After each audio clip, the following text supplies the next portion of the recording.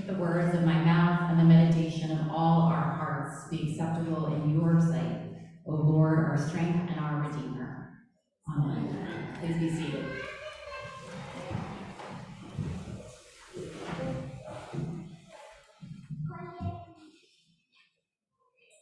In a gospel reading with so many characters, where do you see your own story today? Maybe Matthew was sitting in that booth perfectly content. Maybe he liked his life of comfort, of cushioning. Maybe he was tired of hearing the criticism of other Jews, even as people slowly pulled away from him. Shouldn't he do what he needed to survive? After all, Rome was bigger than anything anyone had ever seen. If you can't beat them, join them along that line of thought. What point was there in standing up to it? His protest wouldn't make a difference. What could he do on his own? He could provide for his family, keep his head above water in this place where hope was fading. People talked about a Messiah, but so many generations had passed in exile, in captivity, being ruled by other nations and powers. Why would God wait so long? The ones who were still waiting were certainly fools. He was still observant, of course. He followed the law, most of it anyway, even though he might not have been welcome in the temple most days. Or maybe Matthew sat at that booth in his wealth and comfort, achingly alone and uncomfortable.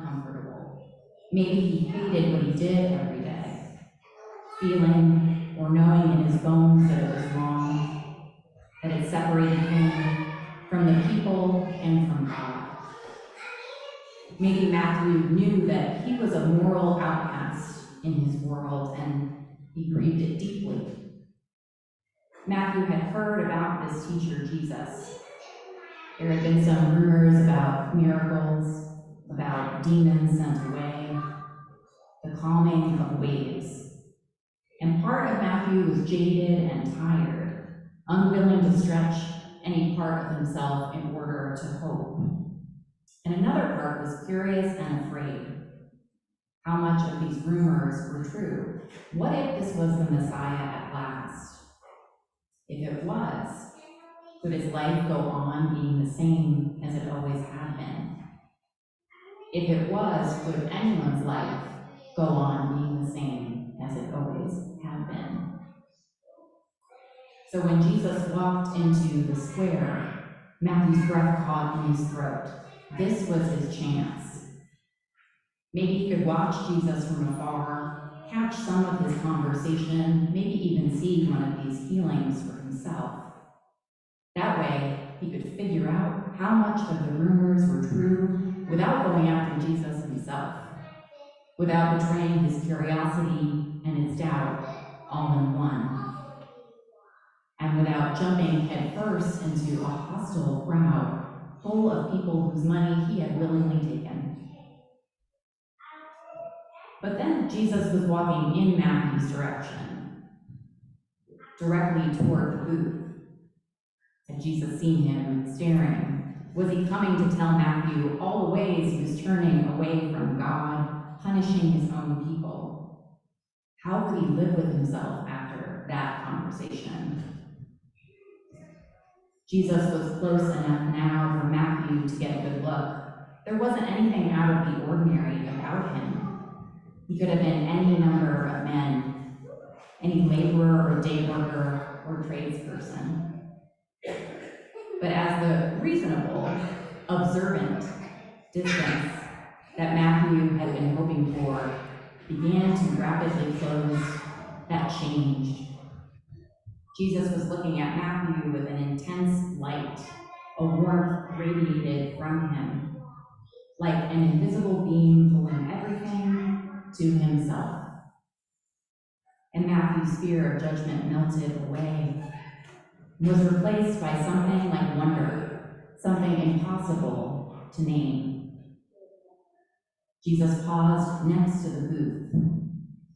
"Follow me." And all of Matthew's questions melted into an answer instead, an answer that was too deep for words. And he got up and followed him. And with that call, Matthew, the wealthy, the jaded, the moral outcast, is brought into the very center of God's story.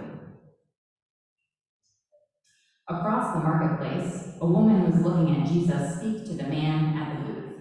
She was watching Jesus' followers close behind him, watching as that tax collector left his post and joined their group.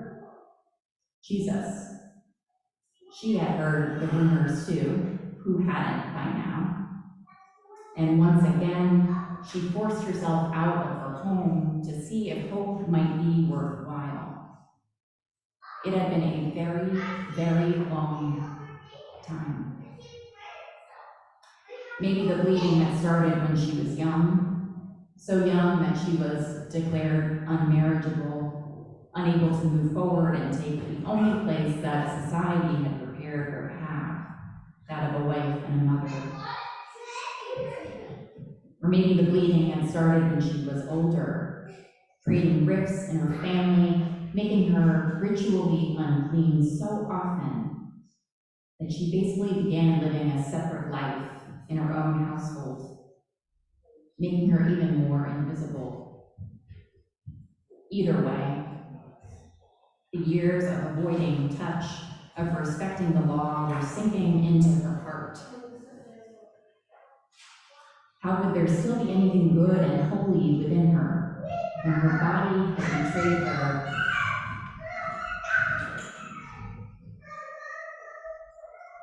How could there still be anything good and holy within her when her body had betrayed her so thoroughly? When no one had answers, when even her prayers had gone silent? She had forgotten some of the smaller things about herself since she'd gotten sick, what she used to daydream about when her mind was clear, her curiosities, the way her laugh sounded when it was totally unburdened, all of the extra energy and will went into trying to control the bleeding, trying to control what her body was doing. Once in a while, hope sprang up when a new healer came through, someone else claiming to be a prophet. They failed over and over again. Jesus came back the next day, surrounded again by his disciples, but now he looked distracted by some of the leaders arguing with him about the company he was keeping. It was a little strange to think about a man claiming to come from God, doing God's work, but hanging around people who seemed to reject God. What kind of prophet did that? The others usually yelled at those people, but Jesus seemed to want them closer. The crowd was shifting in their direction, and she had to decide what she was going to do. Was she going to ask or not? Was she going to hope today or not? Another man ran into the marketplace yelling about his daughter dying, asking Jesus to come to his house, and everyone's attention turned to that. Some people gasped, others laughed darkly at the man's request. The woman felt the courage of her own question curdle in her throat. She couldn't speak up now, in the middle of this.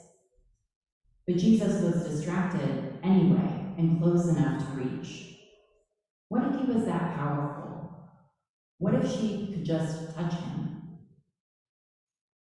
There was only one person between her and Jesus, and the woman was startled because there was something very strange about him. A warmth radiated from Jesus, like an invisible beam pulling everything to himself. And her fear of judgment melted away and was replaced by something like wonder, something impossible to name. She reached for Jesus' cloak, but she didn't know anymore if she was reaching in hope or in curious awe. Jesus turned, his eyes meeting hers, and she knew immediately, somehow, that he understood everything, that he could see the years stretched out behind her, could see the doubt and the faith that fought to bring her here, that he would know what she had suffered in his own body one day. Take heart, daughter, your faith has made you well. She didn't even get the chance to respond before she knew that the bleeding had stopped, and already Jesus was being carried away by the crowd. And with that touch, that declaration, the woman, the unwell, the lonely, and the persistent, is brought into the very center of God's story.